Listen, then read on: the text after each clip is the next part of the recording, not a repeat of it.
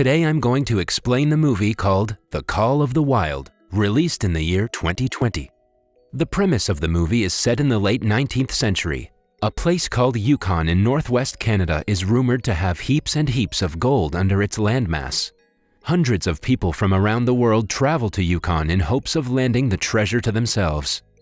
While traveling through the snowy mountains of Yukon, most use big dogs to help them carry their luggage. The protagonist of the movie is a crossbreed between Saint Bernard and Scotch Collie named Buck. He lives in Santa Clara, California with his master Judge Miller and his family. He is a vibrant and gentle dog who is loved and spoiled by everyone in the town. His size in comparison to other dogs is what makes him famous. On the day of the judge's birthday, Buck goes to the market with the housemaid. As he chases a cycler through the streets, a man eyes him, planning to abduct and sell him for money.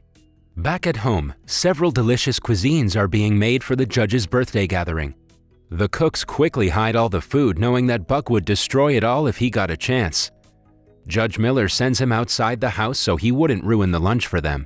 Sometime later, the lunch table is set in the front yard and everyone in the family gathers to take a picture. To their dismay, Buck gets to the table before everyone else and ruins the meal. The judge, who has always agreed to all of Buck's wishes, gets very mad at him and leaves him outside the house at night. The stranger from the market calls Buck towards him and captures him inside a box. The man receives money from someone and sends Buck away in a horse cart. He barks and tries to call for his master in the house, but it is of no use. A while later, he is loaded into a train and is taken far away from his hometown. The box is opened the next day by a man. Buck tries to run away, but the man beats him down to the ground. Buck realizes that retaliating will only get him more hurt, so he sits down quietly. Alongside him, there are several other dogs caged. Since the cages aren't big enough for Buck, the man ties him to a pole and goes outside. Buck takes the opportunity to break the rope and free himself. He quickly runs outside, but his happiness is short-lived when he realizes he is aboard a ship. The ship stops when they reach Yukon, Canada. The place is crowded with people looking for the rumored gold. However, none have ever been able to find the treasure. Buck, who has lived in the dry lands of California his whole life, has a hard time walking in the snow. He is mesmerized when it starts to snow. He breaks the rope tied to his neck and runs around the crowded area happily. Unlike his hometown, people here get annoyed when Buck crashes into them. One of the many people who are looking for gold is an old man named John Thornton. Buck accidentally bumps into John, but unlike the others, the man doesn't scold him. Buck sees that he has dropped his harmonica and gives it back to him. John is impressed by Buck's intelligence, but before he can talk to him, Buck's owner takes him away. Following that, Buck is kept for sale alongside other dogs. He is the biggest and the heaviest one of them all. He tries to make friends, but the dogs don't seem to be interested. Then, a French-Canadian mail runner named Perrault buys Buck for a dog sled to deliver mail across the Yukon. He shows Buck to his partner Francois, who comments that he is bigger than the dog they wanted. Buck then meets the rest of the dogs from the sled. They are led by the vicious pack leader, a husky named Spitz. Perrault has never been able to deliver any mail on time, but with Buck, he hopes he can make it to the mail depot before the deadline. Although the dogs do not understand, Perrault briefs them about the 500-mile-long journey they are about to start. To pull the load, Buck is tied with a collar that he isn't fond of. Finally, the journey begins and the dogs start to run. However, unfamiliar with the snowy way, Buck struggles to move as fast as the others. He somehow gets the hang of it, but is distracted by a rabbit midway. While the sled goes forward, Buck changes his direction and falls off the cliff, taking the entire cart with him. Spitz starts to growl at him for his stupid mistake. Perrault, however, motivates Buck to go along with the pack. At the end of the day, Buck is extremely tired. They finally come to rest in the evening at a camp.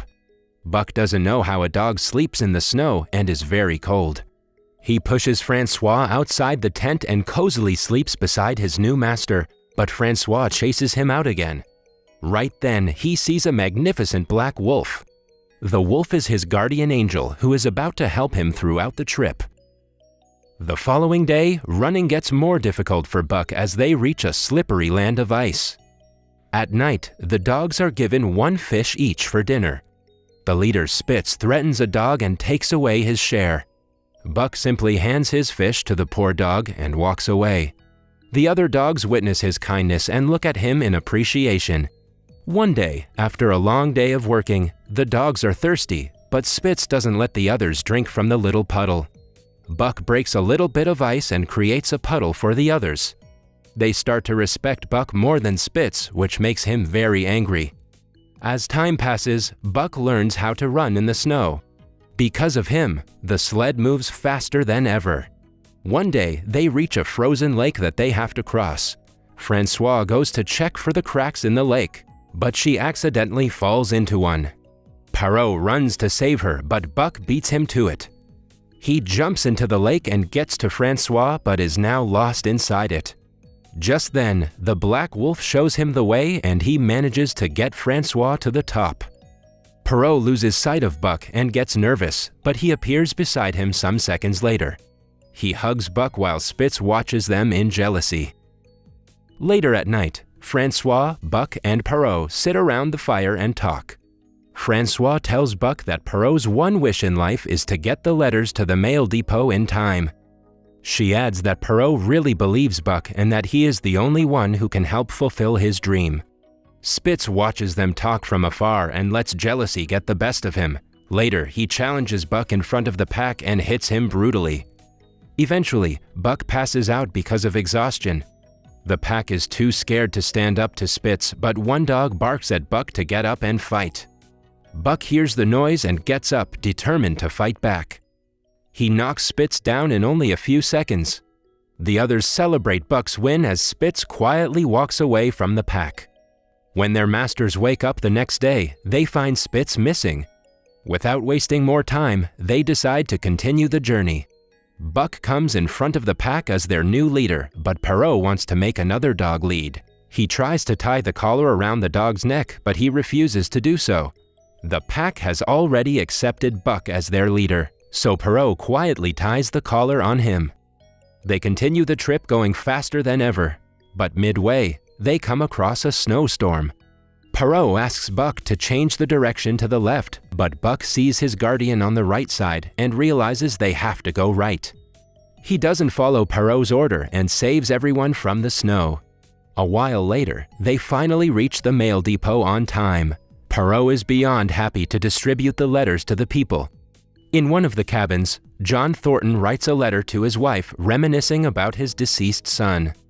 When John hands the letter for delivery, he recognizes Buck. Perrault receives a letter and finds out that the mail route is being replaced by the telegraph, so his services are no longer needed. He reluctantly sells the dogs to a shop, leaving Buck without a master. Then, a man named Hal gets his eyes on the dogs and buys them to use to carry luggage. He ties the dogs to a sled filled with heaps of luggage and a woman. The weight is too much for the dogs to handle, but Hal doesn't want to back down.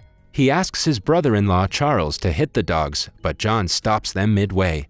He suggests they don't start the journey because a snowstorm is approaching in a few hours. Hal doesn't take his advice and makes the dogs drag the luggage somehow. They soon get tired and fall to the ground because of the weight, which angers Hal even more. He brings out a gun and gets ready to shoot Buck dead, but John stops him again. An enraged Hal leaves Buck with John and continues the trip with the other dogs. John takes Buck home and takes care of him. When they are at the bar in the evening, Hal attacks John, blaming him for his dogs running away. Buck saves his master and returns home with him.